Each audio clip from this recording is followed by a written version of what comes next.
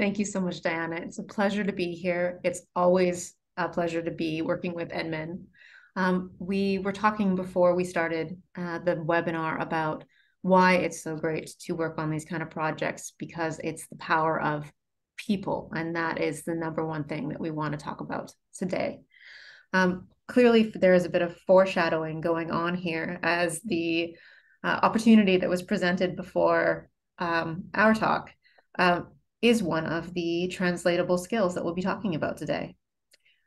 And one of the other pieces that I realized that we probably should have been talking about in addition to transferable skills at straddle academia, entrepreneurship and industry is these also are also important should you decide to go into government, because we all need to be able to talk to each other. So I'm going to quickly Diana did such a great job of introducing me that I'm not going to spend a lot of time introducing myself. What I do want to spend just a moment before I also ask Azzy to introduce herself is talk about why this is so important to me. So the other hat that I have on quite securely today is the National Academic Director of the Invention to Innovation program that is delivered across the country in partnership with SFU, with Queen's, with Dalhousie and Memorial, and a French cohort next year. The program is all about translational skills for scientists based on research into the commercialization of advanced technologies and what it actually takes. A lot of entrepreneurship is based on the idea that you would have ventures as your only outcome or as your key outcome. And it is taught assuming that science is somehow you can apply the same frameworks to science as you can to, say, an app, which is let's just go with wrong, because otherwise there's a whole talk just in what goes wrong there. So we're going to be introducing a number of the topics from the Eye-to-Eye program. But one of the reasons this is so important to me is when I started, longer ago now than I want to admit, doing research into the commercialization of advanced technologies from universities, was there were always magical people involved. There were always these people who could walk between the worlds of science and business and government and could weave the webs of support that were needed to get these advanced and complicated technologies that have long time frames, need lots of resources, need a lot of people to believe in them. And we don't have nearly enough of these people. I'll talk in a little bit about how we have almost got there, but there's a number of things we need to do to take the foundations we've created and move them into helping people to be these people who can walk between worlds. And I've seen this as an entrepreneur, I've seen it as a researcher, seen it as a leader in academia, and seen it working for the government of Canada. And so I'm very pleased to be here today to talk to you further about some of these translational skills. But first, I want to give an opportunity for Azzy to introduce herself. I'm delighted to be sharing the stage with someone who is also a faculty member in the Eye-to-Eye program. Thank you, Sarah. Thank you, Diana and Enmin, for the opportunity. This is a true passion project for me, working on the interface of business and science. And I have very firsthand experience of how much this is needed and how much gap we have in the skill set of what we have currently between academia and industry. Thank you, Diana, for a very good comprehensive introduction. So I'm not going to repeat that, but just being previously involved with innovative pharma company, as well as co-founding a couple of companies during my time as the owner of a consulting business, I work with numerous number of SMEs within Canada and US, and there is a recurring theme of scientists can become really good entrepreneurs, but there are some skills that they need that they have never been taught in school. So this program from the beginning, the first time that Dr. Alicia Main asked me to join was a very big passion project for me. And I truly believe in what we do. We are teaching the students the skills they need. And the scientists are so capable that they can absorb this and they can really accelerate in their progress. So I'll hand it back to you, Sarah. Thank you so much, Azzy. So this isn't going to surprise most people who belong to a scientific NCE that most countries, Canada not only included, but is unfortunately, publicly not a great example of commercialization of research. We come quite far down on the scorecard when you compare us to other nations. And it's particularly ironic that we do that because we invest so much money in research and we're known for world-class research. And we invest so much in people and training. We have some of the most educated people in the world working on this science. And yet somehow we still can't unlock that potential. So something is going wrong.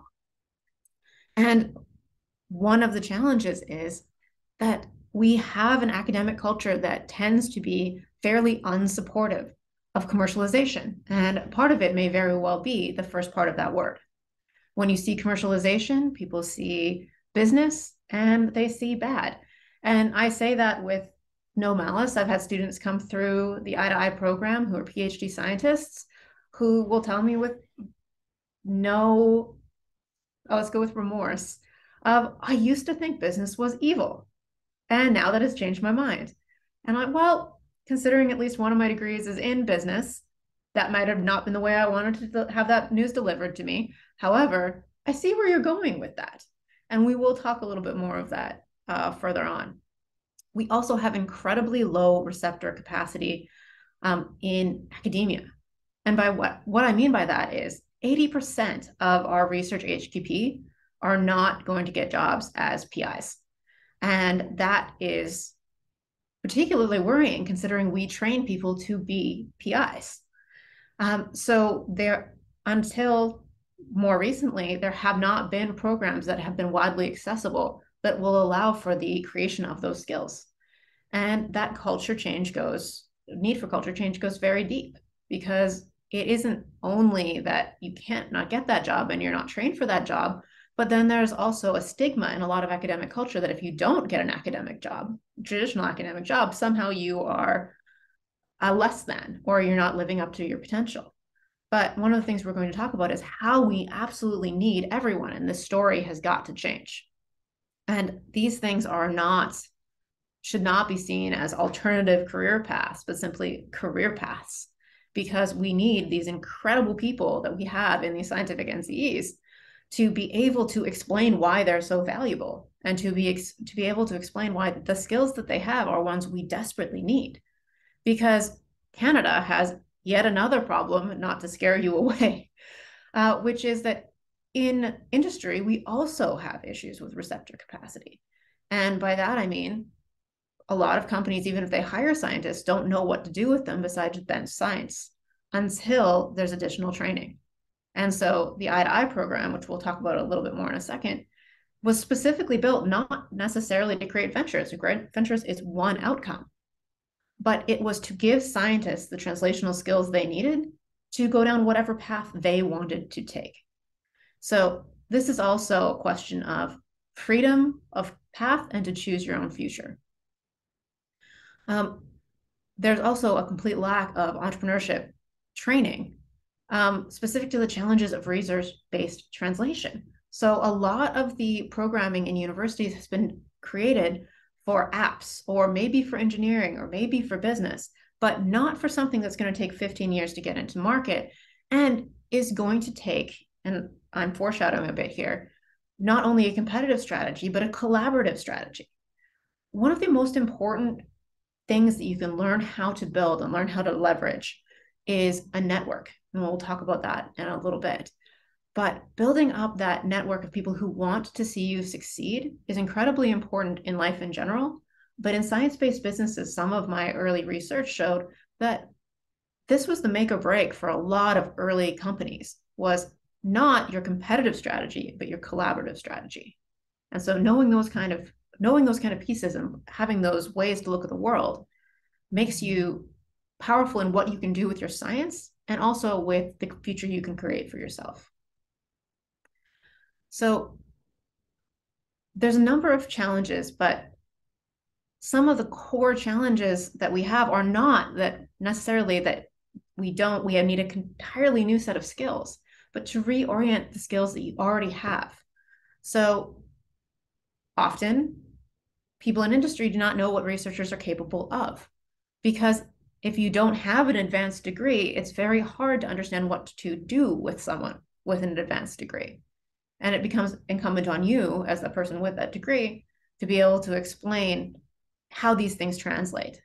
We're also not taught what keeps the CEO up at night. But one of the themes you're going to be seeing from here and hearing from both Azzy and me are how these things translate, because you might not know what keeps the CEO up at night, but I'm guessing you know what worries your PI. And your PI should know, hopefully, what the research councils are looking for. So learning to read your audience, learn what they're looking for, and to adapt your strategy to that is a really important translational skill. And knowing who is this for, and thinking about what is the difference I want to make in the world. And actually, this I will give extra underlines to that. Sounds like a fantastic opportunity to talk about value propositions. Because that is something that a lot of researchers, whether they're in research or industry or in entrepreneurship, struggle to do, is to communicate to others why you should care about and why this is important. So this is a problem for everyone. So we need people in industry who are able to communicate back to the lab with what their research, what their needs are, and also to understand that when you're working with industry, your time frame and opportunities for time frame are a lot longer than a lot of industry timeframes, which are usually around 2 years. So these are kind of collaborations that can help you break into the future. For translational scientists, or someone who's still at a university, being able to communicate with investors or partners, or being able to tap back into industry to be able to talk to them and also be able to work with them and understand, speak their language, opens up all kinds of opportunities for collaborative research, for translation, and for impact.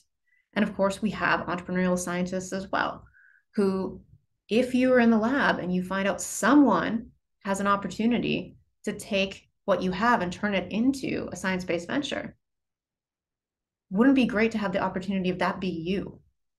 So scientists need to be able to translate into application. If something comes of that, you need entrepreneurs to take those things forward. If those grow into established companies, then you need people to be able to work in those companies who speak science and hopefully can reach back into the lab.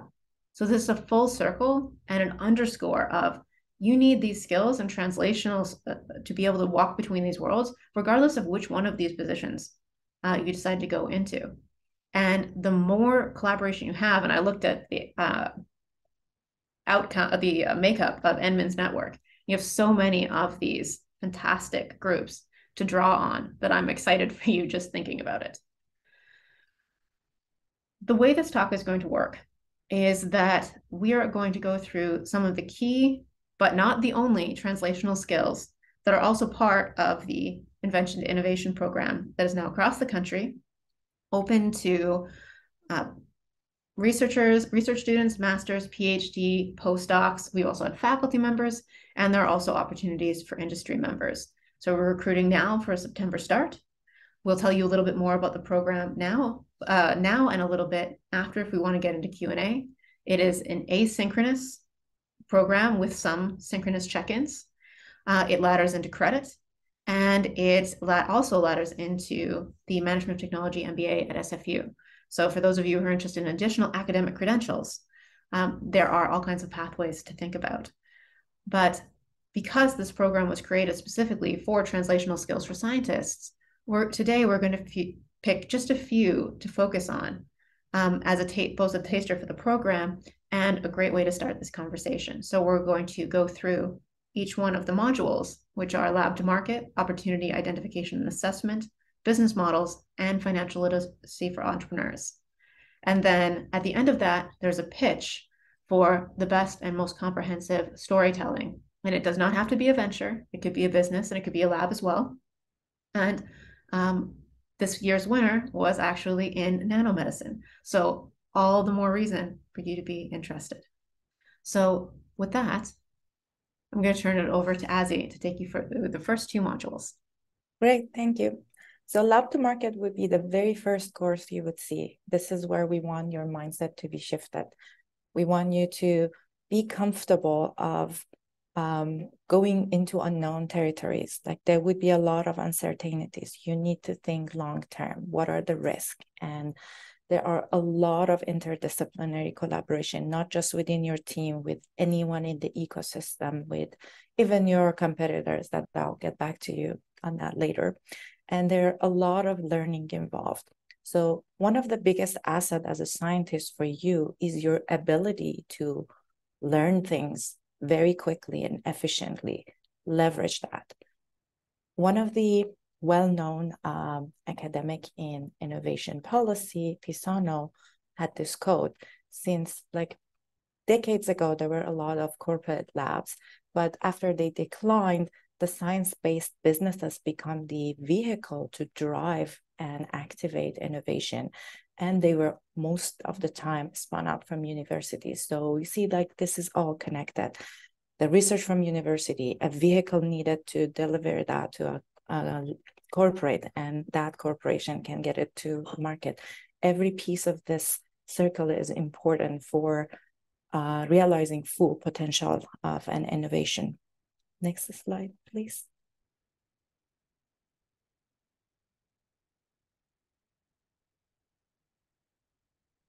And the next thing you need to know when you're working with science breakthroughs, they usually are enormous amount of things you can do with it, anything under the sun. Like they're usually platform technologies. You can work in a wide array of things, and deciding on which one to choose, which one to go after first is a very critical decision that would make or break your success. Understanding like the resources, your time, the money you have are limited, and you have to choose carefully. This is what I call innovation triage. So you need to be able, on a short amount of time with limited amount of information, make the best decision you can, like educated guess at some points, but make small business cases and always look long term. Like after this, where am I going? What are the hurdles? How much money it costs to get to the next value increase point for me if you are in a venture, if you are in a lab. So what's the next grant I'm getting? If you are within a large organization, what are the KPIs you need to accomplish at the end of this? And when we called the name of this talk Science of Business, we're not kidding, that you will be exposed to a lot of literature, which is different from the science, like more applied science literature. There are a lot of like innovation policy literature that you would be exposed to, that they have been looking very closely into all these points. They are the paper that was shown on the slide of my introduction with Andrew Park, John Thomas, and Alicia Main was about entrepreneurial capabilities. What are the things that entrepreneurs can do pre-formation that decrease the risk and increase their probability of success? So you will be exposed to a lot of literature in that regard. Can we go to the next slide? And this is very well known, and I'm sure you all know it, but a very important component of science-based venture is intellectual property, mostly known as patents, but patents not everything. You need to think very comprehensively about when and what to patent, what to keep as a trade secret. Create a very comprehensive IP strategy that create a very strong barrier to entry for your competitors. Next slide, please. So that was about the lab to market course, the very first one. The second course would be opportunity identification and assessment that Clay Brasilia and I will be teaching. There are 3 objectives in this course. The very first one is value proposition. It's the most important thing that you have to do for your venture, and if you're in a lab or in a translational science for your goals, to understand what problem are you solving? Who are your customers? What are their wants, fears, and needs? And how you can satisfy those wants or remove those fears for them. One of the biggest things that you will do here is first validate the problem before getting to your solution. And that's the biggest challenge that I've seen. Usually most of the people, like 99% of the ones that I've talked to, they start with a solution. Oh, I have this solution, but you really need to focus on the problem first. And then we ask you to go and talk to your customers. And the third bullet point is a big surprise. You really need to listen and hear what they have to say, not what you want to hear. So we talk about how you are posing the questions and like how are you listening for those hidden gems of information that can help you dig deeper in your understanding of the problem. Next slide, please. And then we talk about the market and what are the market segments? How do you do market sizing? And a lot of investors hate those like really large numbers that people find from reports by just 2 lines of Googling and then just put $200 billion market on the slide. Those are not enough. You need to be digging deeper. You need to understand really, really well of different segments and who is your initial customer, where is your beachhead market, and then like you can also have a life cycle and then go after this phase, we go to the next phase, and then our market increases with this size. We will teach you about the diffusion curve and adoption curve and marketing mix, which has 4 components, including the pricing. Next slide, please. And we will work with each other to create a very comprehensive competitor analysis. One of the misconceptions is, that's why I put the picture of the war here, is when people think about competitors and competition, they always think about war and like being so against their competitors. But we are living in an environment that, especially for very high-tech and science-based ventures, that most of your competitors are your potential collaborators and partners, and even like another bigger group might acquire both of you and merge the 2 companies together. So we need to define and refine the way that we look at the competition and how we analyze it. And we need to be very, very extremely deep in our analysis and not only looking at where we are right now, but looking at where we will be in like 4, 5, 6 a step ahead of us, and where the competition is also going. So one of the misconceptions that we see, people only analyze like what's currently in the market without looking of where the competition is going. And at the end, it became a full circle, and we ask you to go back and then do the validation, but this time for solution. And then this time you can talk with people, key opinion leaders, KOLs, potential customers. We teach you about the value chain. There are people who are not your customers, but they're influencers, and they're champions that could like advocate for your product or your services and increase your chances of success. So that's full circle. And then the next course will be business models. I'll hand it back to Sarah. Thanks so much, Azzy. And I think this is such an important topic. And one of the comments from actually I believe the winner of the Eye to Eye pitch competition this year, the nanomedicine individual, we talked about how one of the things this program showed her and helped her do was become a better researcher. And it was not changing her from a scientist to an entrepreneur, but extending her research skills so that they included market research and they included competitive analysis.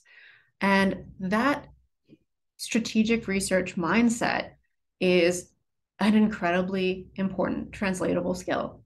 I spend less time than I would like doing research now, but I do find all of the secondary research and the how to find information that's not readily available skills to be something that I still surprise people with, and I am in a senior academic position.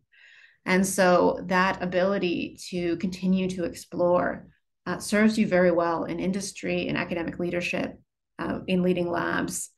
Um, and I will further underscore later what as he was talking about in competition because versus collaboration or both, because that is increasingly the world we're living in.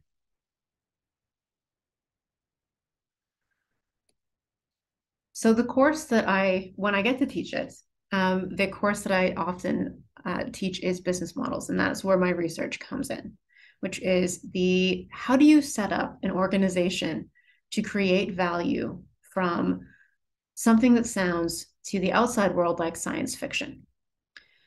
And one of the key pieces is to become a good storyteller and to know your audience and to be able to create a narrative that weaves this incredible potential that you have in the lab through to a plan to realize that potential that people can look at and think, yes, okay, I'm behind that.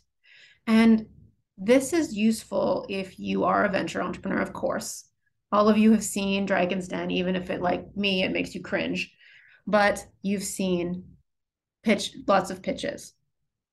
In the industrial world, you have the same thing.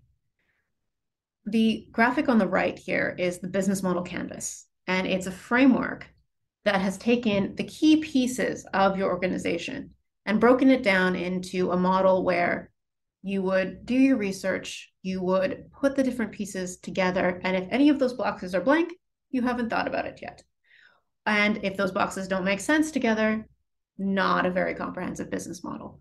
But you can see it as a scaffolding for how am I going to set this up to succeed? Not only do they use these in ventures, but increasingly the NSF asks for them.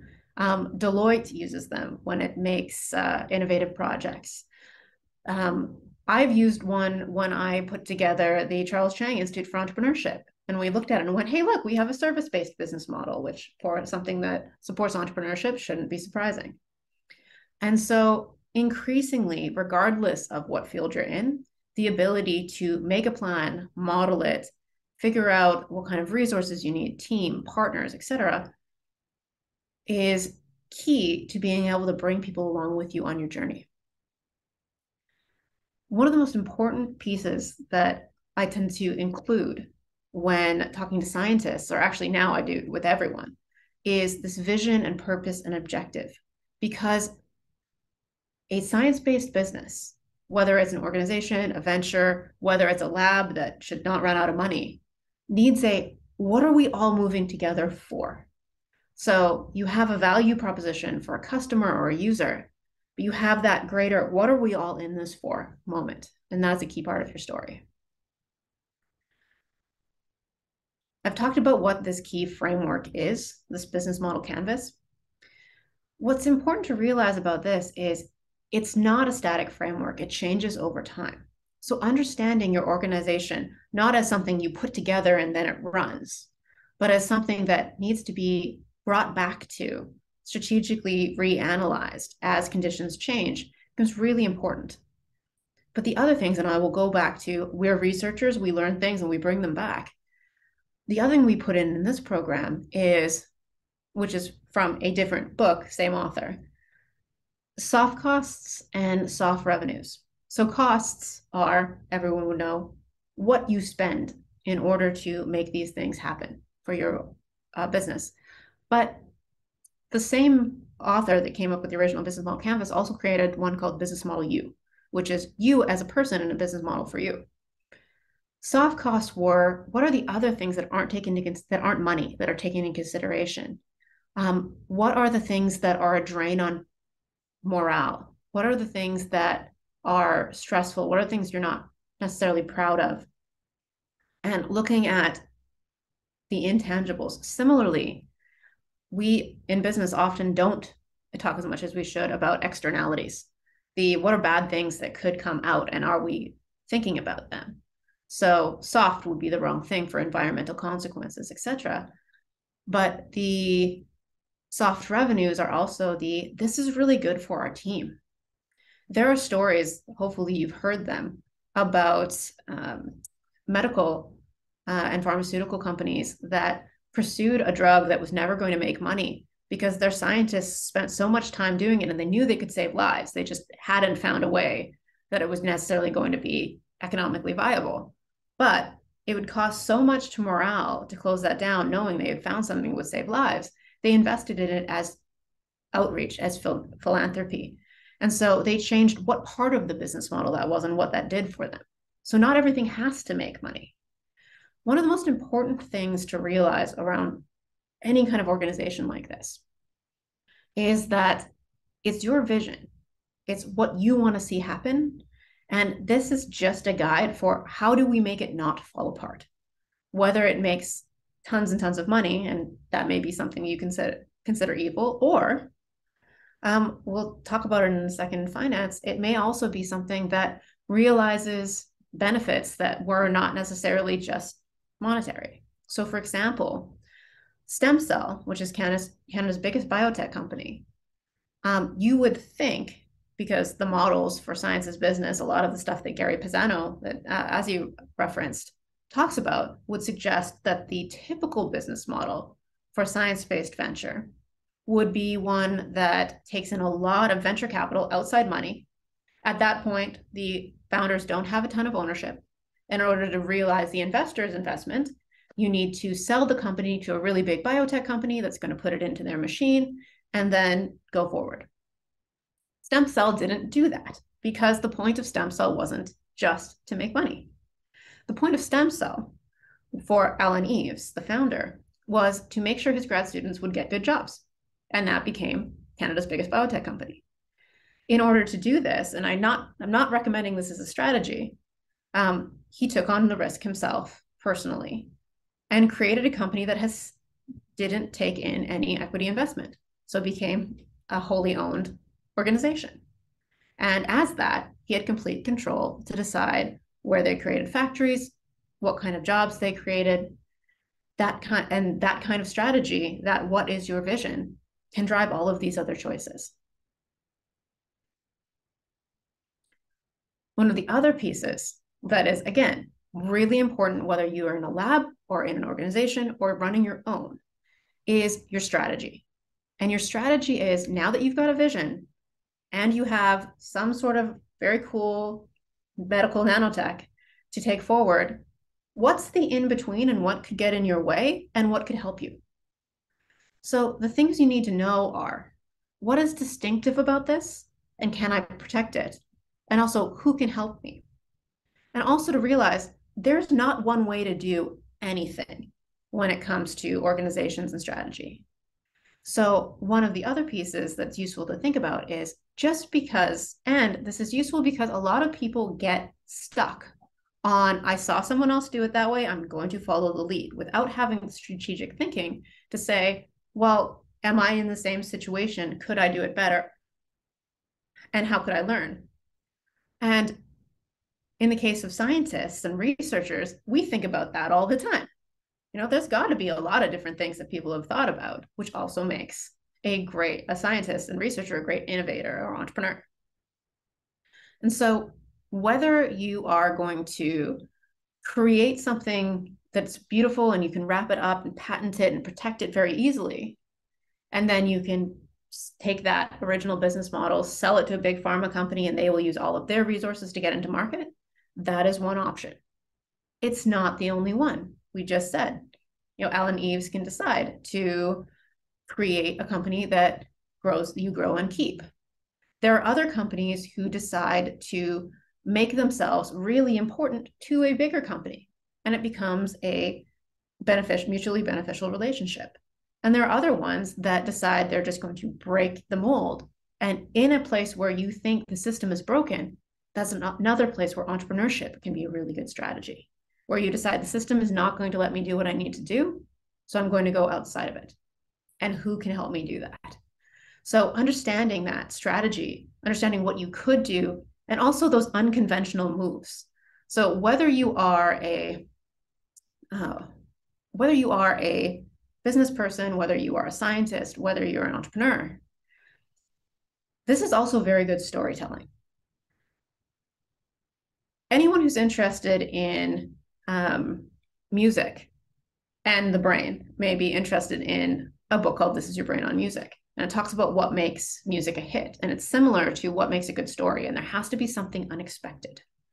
And that's where your specific insights that people might not know, because you followed Azzy's advice and you went and talked to people and you actually understand what they need. And you understand it better than other people. You have a different insight. Whether it's you're going to take a strategy people would not normally have taken, but because you've been thoughtful, you understand those things are memorable. They make for a really good story. And whether you are trying to pitch for funding for your lab, whether you're trying to pitch for funding for your venture, or whether you're trying to get your boss to agree to do the cool thing that you want to do, this ability to have a story that people want to be part of, that they can repeat, is one of the most critical skills that I've seen for everyone, but for scientists in particular, because we can get really used to speaking to people who speak the same language as us. And you can often feel like people will tell us, well, you've got to dumb it down.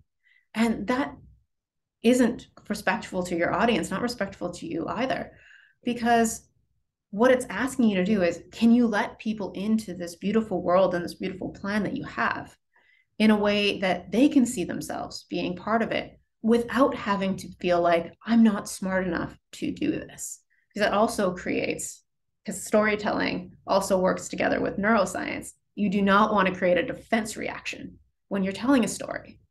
So the more you can make people want to listen to you, want to buy in, to understand what they need to speak to your audience and also create an emotional connection, the stronger chance you have of having those people buy in and buy in over the longer term. Now, the other part, don't get scared, there are dollar signs, is, and I say this because some of our instructors who are also investors in the science space and teachers in this space have said, scientists love numbers until you put a dollar sign in front of them. And sometimes that's true. And I find this myself. I freely admit sometimes I look at financial statements and feel like I'm reading the Matrix, but then I feel a little bit more powerful because I can read the Matrix. And being able to look at not only your own financial statements and figure out, to your business model, to the story that you've decided on, are my resources going where I want them to go? Are they following my vision? And do I have enough, or do I need to change my strategy? Is incredibly important. And a lot of the time, unfortunately, and this is in business, this is in running your own business, and it's in the lab, not everyone knows where their money is going. And that's a dangerous place to be. In a project we did years ago on science or knowledge-based startups in the UK and in the rest of Europe, one of the major reasons that businesses went out of business was running out of money. And it was often because they didn't know how to manage them. They didn't know what their financial statements were necessarily telling them, because they wanted to focus on what they were good at, which was the product, which was the creation. And so being comfortable in this space gives you a leg up. And it also means that you can understand what these numbers are telling you. And also, if you get other people's financial statements, you can see what those numbers are telling you. Whether that's, where are they spending their money? Where are they investing? Are they spending in R&D? Are they spending in marketing? Why would you do that? Becomes incredibly important. And it also, whether you're reporting to a research council or to your boss or to your investors, being able to go back and use those numbers to tell a good story is incredibly important. It's also important from the sustainability standpoint. So early on, I talked about a student who said to me that business is evil, that he had thought business was evil until he got into the I program and realized that, and I'm paraphrasing here, it's also not noble to run out of money and to not get to make the impact that you want to have in the world. And so it may not, we do live in a world where companies give science business a bad name because they are extractive. And we've seen plenty of proof of that. And there are also ones who are making sure that they can respectfully and responsibly use their money so that they can get their science into impact. And And part of this is knowing what is core. So what do you absolutely need to survive versus what is experimental? So we're scientists. We need to keep the science going. One of the most beautiful things about science business is that you are advancing science and economic outcomes and social impact all at the same time. And keeping track of those and balancing them. And also learning what is growth and what is our growth trajectory. Another question is, what is our ultimate vision? Those of you who, well, we're in something that touches nanoscience. And so that tends to have lots of different applications to choose from in the beginning. And one of the important questions is, what will it take to get there? And what do I need to know? What experiments do I need and how much will they cost in order to find out what is the most promising application and under what time frame? And what if I get to a certain experiment or a certain application, what money am I going to need to take that forward? Or what is the nearest application, because I'm a science-based venture, I took equity investment, and now I need to come back to my investors and say, this is going to be our first application because it's the closest to market. Then if you're really good, you can also say, but here's the money we have to the side that is going to be to continue to advance the farther from market science so that we continue to have a pipeline of innovation. We don't just focus on single application we have now. So it's being able to make those plans and to understand what you're going to need for those plans, under what timelines, and what you think you're going to get out of them. And then the next question, and this is always an interesting one, is what are your options and how you will get there? I believe that a running theme in everything I say today has been who is going to help you? And in Canada, we have a number of early stage funding opportunities from your research councils, and they all want slightly different things and have different money that they can put those things toward. There are also early stage government assistance. There's R&D tax credits. There's all of these other pieces that you can use.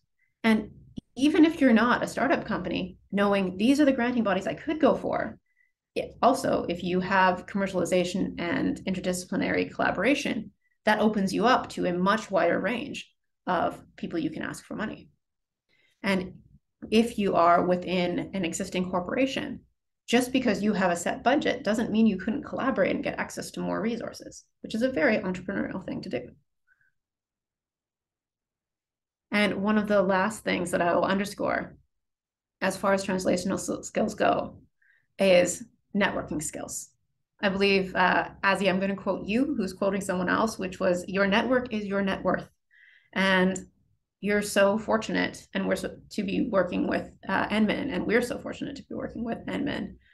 In the case of Eye to Eye, because we work with universities across the country, we've also been able to establish learning groups for students across the country. So the way the program works is it is 8 months.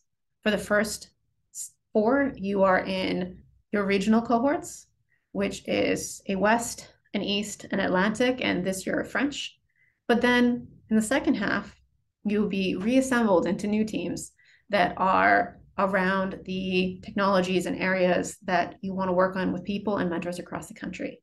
So making those relationships that span the whole nation, and in our case this year also on into other countries as well. And that helps you be aware of the opportunities coming up, whether they're funding, whether they're application.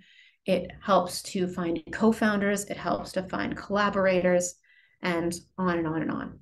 I don't think in something hosted by an NCE, I probably don't have to sell you on your network too hard. So that has been, what is your why? And so with that, I would just like to put one more shameless plug in. The Invention Innovation Program with Mitacs, and in collaboration with Queen's Memorial in Dalhousie, is accepting applications now. As I said, it is a part-time program for researchers across the country. It's 1 asynchronous module a week, so it does respect the time frame of a researcher. It is custom built for researchers, and it will bring you together with an entire nation of innovators and entrepreneurs that are going to make a difference in industry and in ventures and in academia. And so with that, thank you so much for having us, and we'll open it up to Q&A.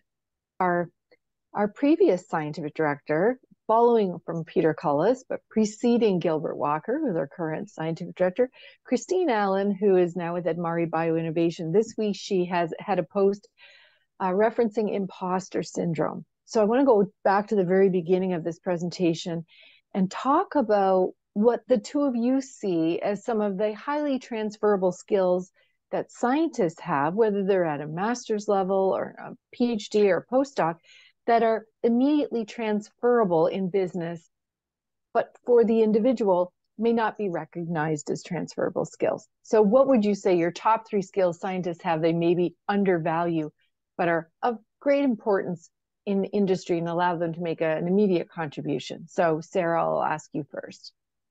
Sure. I think I had alluded to this in the talk, but I could not emphasize it more, is the research skills. You know, whether you need to know about a market, whether you need to understand what's coming up in science.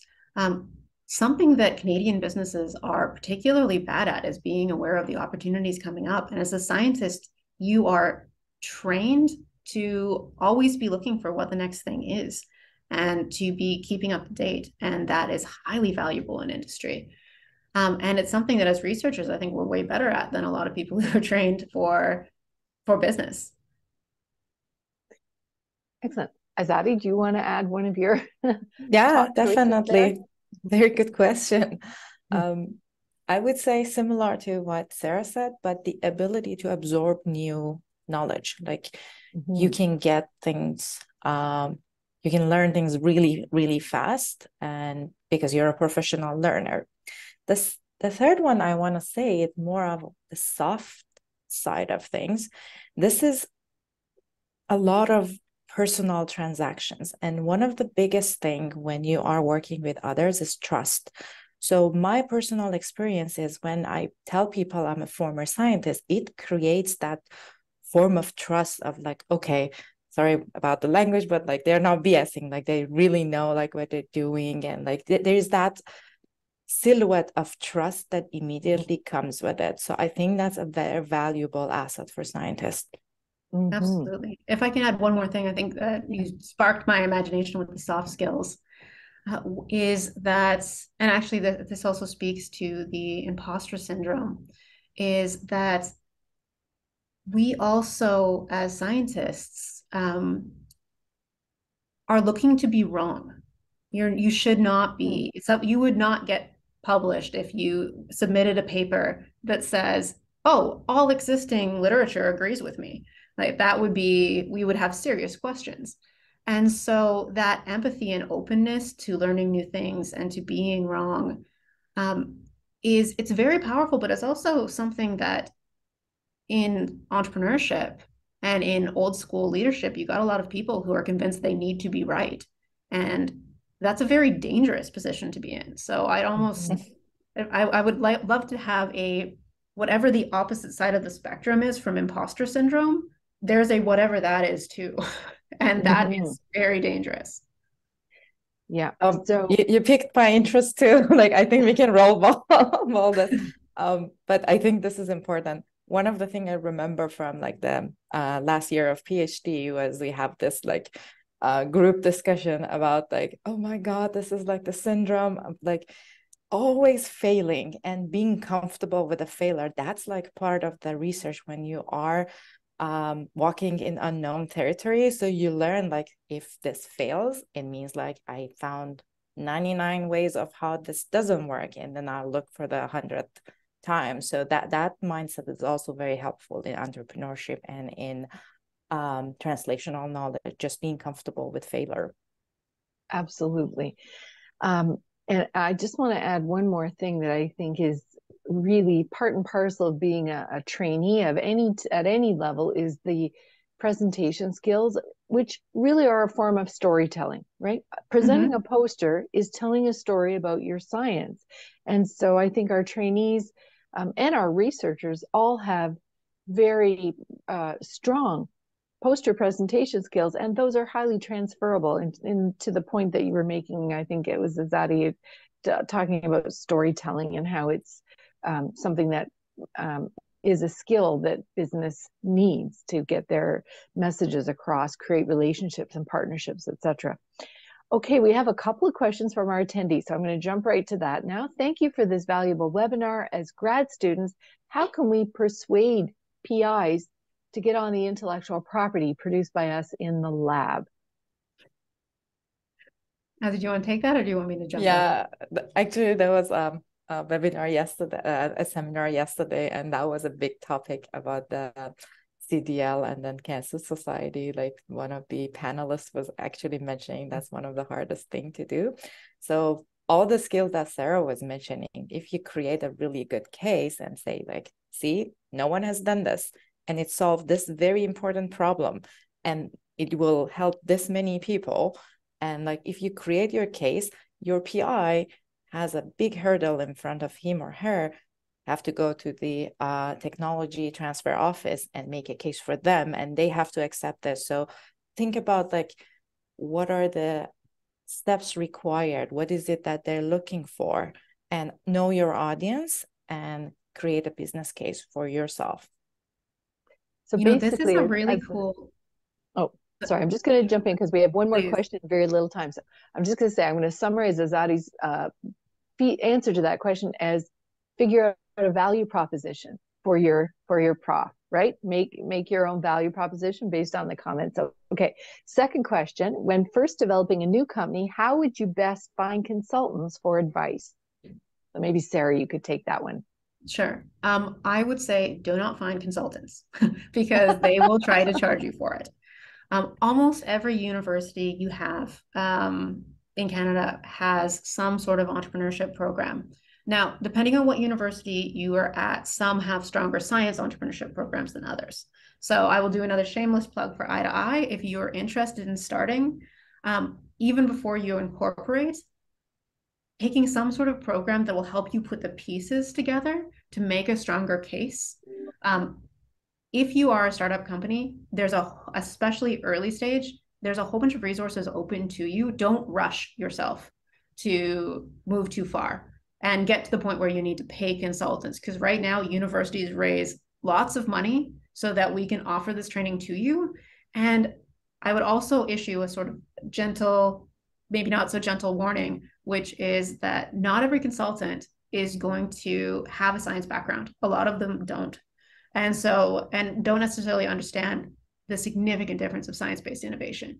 But if you're in a program that is for science entrepreneurship and you can see people who've actually done science entrepreneurship, that is the place for you. And there's a really good chance that's funded by somebody who isn't you. Excellent. If you can go over with 1 minute, I want to add something. I have been a consultant, and I would say don't go to consultant at the beginning, because consultants are not going to know everything about your innovation, about you, about your network. So consultants are good tools, but you have to use them like very, very carefully at points that like you don't have the money to hire someone full-time. There's a specific task that you want to work with, and no one ever knows your business better than you. Do not put your very critical decision making on the consultants. They might be the best person in the world. They might even have all the skills, but they don't know you and they don't know your business better than you.